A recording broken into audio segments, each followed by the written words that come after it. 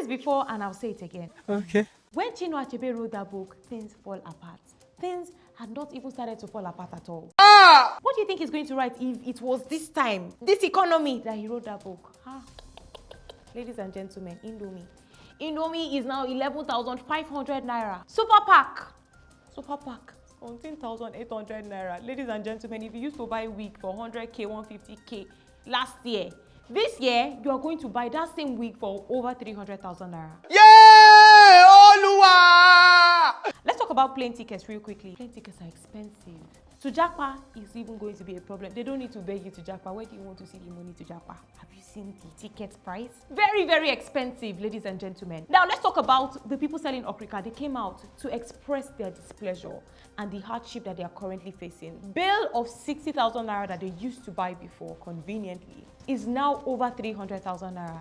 Where are they expected to see the money from? I don't know. Aside from that, people are not even patronizing them because is it people that cannot afford food that will afford to go and buy clothes? It's not possible. Hunger is a big issue. There's poor, there's middle class. Everybody is going through the same thing. Now, there was a protest in Ibadan on Monday. I will leave you to watch the video yourselves.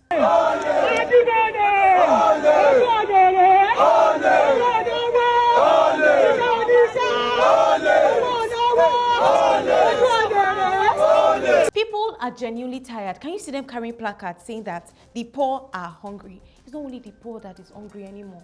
Even middle class is hungry. And then the president's son and daughter put out a post asking people to endure. Let me read out their post to you. I'll start with his sister, Folashade Ojo. She says, "My message to all Nigerians is to please exercise a little more patience. Everything will be all right. It's just a matter of time. We need to keep our hope alive." Renewed hope. "There is an economic downturn all over the world and not in Nigeria alone. But we pray Allah will see us through." Of course, this did not sit down well with Nigerians. Let me read what her brother put out.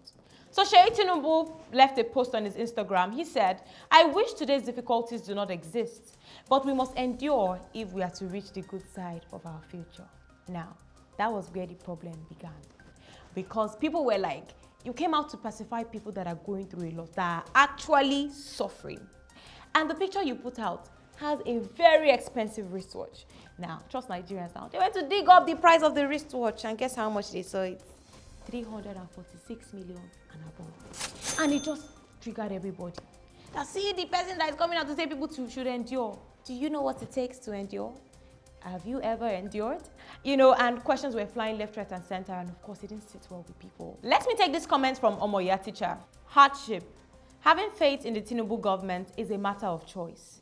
As of July 31st, 2023, Nigeria has saved over 1 trillion naira, as in $1.32 billion, in just over 2 months from subsidy removal. And yet, Nigeria's debt has risen by 75% in 3 months, reaching a total of 87 trillion naira. Meanwhile, Nigeria's 2024 budget is projected to have a debt service of 45% of the expected total revenue. How can the government, which has allocated 45% of its total revenue to service debt, be expected to perform miracles? What is the positive impact of the money saved from the subsidies on Nigerians for over 8 months?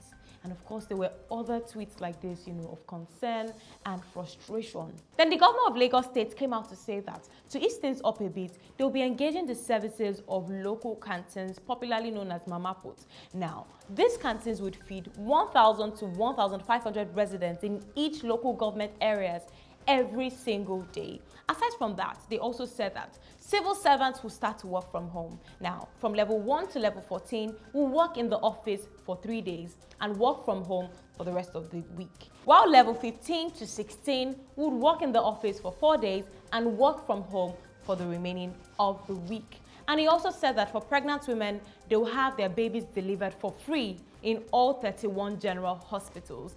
And people were like, that makes sense. However, they had an issue with the sharing of food, in canteens and having Mama Puts actually serve people every single day. people had an issue with it, majorly because of coordination. Which brings me to the next story. So Nigeria Customs Service said that they wanted to ease things up a bit as well. So they put out the post, and I'm going to read what they said now. Distributing forfeited food items fit for human consumption is our way of saying, we see you, we hear you, and we're in this together, by asking people to purchase 25 kilograms of rice for 10,000 naira.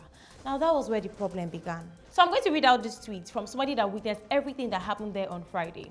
And this person says, I went to that customs place in Yaba today to buy rice. Let's just say this country has zero chance of being better. They beat the shit out of us on the queue. Uniform officers from all forces were given priority. There were at least 10,000 people. When I had enough, I went back to my house. 5 hours wasted. Now the pressure of the people pulled down a section of their fence. Come and see beating. They even beat one woman on wheelchair. If you record and they catch you, they will seize your phone. Now this is very sad. Now imagine people complaining about hunger.